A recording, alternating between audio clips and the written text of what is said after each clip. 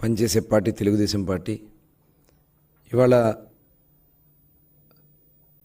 రాజారెడ్డి రాజ్యాంగంలో జగన్మోహన్ రెడ్డి నాయకత్వంలో 5 సంవత్సరాలు ఈ రాష్ట్రంలో అరాచకాలు సృష్టించి అనేక మంది మీద తప్పుడు కేసులు పెట్టి అక్రమంగా దోపిడీలు చేసి అదే కార్యక్రమాన్ని తప్పించుకోవడానికి ఈరోజు ఒక దళిత సోదరుణ్ణి గన్నవరం పార్టీ కార్యాలయం తగలబెట్టినటువంటి కేసులో ఎవరైతే ఫిర్యాదుదారుడుగా ఉన్నటువంటి సత్యవర్ధన్ కిడ్నాప్ చేసి భయపెట్టి అతనితో తప్పుడు స్టేట్మెంట్ ఇవ్వడానికి ప్రయత్నం చేసినటువంటి సందర్భంలో కుటుంబ సభ్యులు ఇచ్చినటువంటి ఫిర్యాదు మేరకు ఇవాళ ఉదయం గన్నవరం మాజీ శాసనసభ్యుడు వల్లభనేని వంశీమోహన్ గారిని అరెస్ట్ చేయడం జరిగింది. మేము మొట్టమొదటి నుంచి కూడా చెప్తా ఉన్నాం, ఎప్పటికైనా ప్రజాస్వామ్యమే గెలుస్తుంది. జగన్మోహన్ రెడ్డిని నమ్ముకున్నటువంటి ప్రతి ఒక్కరూ కూడా ఏదో ఒక రోజు అరెస్ట్ కాక తప్పదు. అధికారం ఉంది కదా అని చెప్పి విర్రవీగితే రేపేమవుద్దనే దానికి ఇవాళ వల్లభనేని వంశీ అరెస్టే ఒక నిదర్శనం. ఇవాళ అతనికి రాజకీయ భిక్ష పెట్టినటువంటి పార్టీ తెలుగుదేశం పార్టీ. అతనికి శాసనసభ్యుడిగా గెలవగలగడానికి కారణం తెలుగుదేశం పార్టీ. అటువంటి కన్న తల్లి లాంటి తెలుగుదేశం పార్టీ కార్యాలయాన్ని తగలబెడితే ఇవాళ ఏం జరిగిందో చూసాం. వాళ్ళ అక్రమ దోపిడీలు అవన్నీ కూడా ఎంక్వైరీలు జరుగుతున్నాయి. అందరూ రాష్ట్రంలో ఉన్నటువంటి వైఎస్ఆర్ పార్టీలో ఎవరైతే తప్పులు చేశారో వాళ్ళందరూ కూడా ఎవరు కూడా తప్పించుకోలేరు.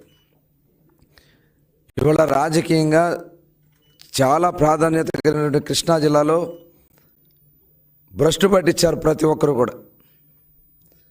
ఒక నాయకుడు క్యాసినో పెట్టిస్తాడు, నోరు ఉంది కదా అని బండబూతులు తిడతాడు, అధికారం ఉంది కదా అని చెప్పి అధికారుల్ని కాళ్ళ కింద వేసుకుని తొక్కే పరిస్థితి చేశారు. ఆ రోజున వాళ్ళు చేసినటువంటి దుర్మార్గాలు ఇవాళ బందర్లో మచిలీపట్నంలో ఒక మాజీ మంత్రి బియ్యం స్కామ్లో సొంత భార్యనే కేసులో ఇరికించినటువంటి దౌర్భాగ్యమైనటువంటి పరిస్థితులు వైఎస్ఆర్ పార్టీ ఇవాళ ఆ నాయకులది. తీర ప్రాంతంలో భూములు కొట్టేసిన ఒక మాజీ మంత్రి, తెలుగుదేశం పార్టీ ప్రధాన కార్యాలయంలో ఆ కుటుంబానికి రాజకీయ భిక్ష పెట్టినటువంటి పార్టీ తెలుగుదేశం పార్టీ. ఇవాళ దాడులు చేసి జగన్ దగ్గర మెప్పులు పొంది పదవులు పొందాలని చూస్తే ఏమైంది ఇవాళ మీరు చూశారు. ఇవాళ ఎవరు కూడా తప్పించుకోలేరు.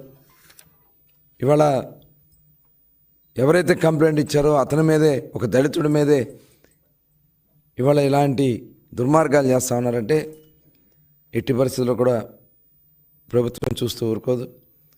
ఖచ్చితంగా ఎవరు కూడా తప్పించుకోలేరు. ఇవాళ జగన్మోహన్ రెడ్డి గారు కూడా ఈ రాష్ట్రాన్ని ఏ రకంగా దోచుకున్నారో, ఇవాళ సొంత బాబాయ్ని ఏ రకంగా హత్య చేశారో మొత్తం కూడా ఇవాళ బయటకు వస్తున్నాయి. విచారణ కూడా వేగవంతంగా పూర్తి కావాల్సినటువంటి అవసరం ఉంది. దానికి కావాల్సినటువంటి చర్యలన్నీ కూడా తీసుకునే పరిస్థితి ఉంది. కాబట్టి ఎవ్వరు కూడా తప్పించుకోలేరు. ఇవాళ వచ్చి మాట్లాడుతూ ఉన్నారు ఒక్కొక్కరు. మీరు మాట్లాడే అర్హత మీకుందా? మీరు చేసిన తప్పిదాలే మిమ్మల్ని వెనక పంపిస్తున్న, అది గుర్తుపెట్టుకోవాలని చెప్పి ఈ సందర్భంగా తెలియజేస్తూ, చాలా పారదర్శకంగా మేము కక్షపూరితంగా చేయాలంటే ప్రభుత్వం వచ్చిన నెల రోజుల్లోనే మొత్తం అందరినీ జైల్లో పెట్టవచ్చు. కానీ మేము ఎక్కడా కూడా ఎవరి మీద కూడా కక్ష సాధింపు చర్యలు తెలుగుదేశం పార్టీ చేయదు. ప్రజాస్వామ్యబద్ధంగానే ముందుకెళ్తాం. ఎవరైతే దీంట్లో అవినీతిలో కానీ అరాచకాల్లో కానీ భాగస్వాములు అయ్యారో వాళ్ళు ఎట్టి పరిస్థితి కూడా తప్పించుకోలేరని కూడా తెలియజేస్తాను.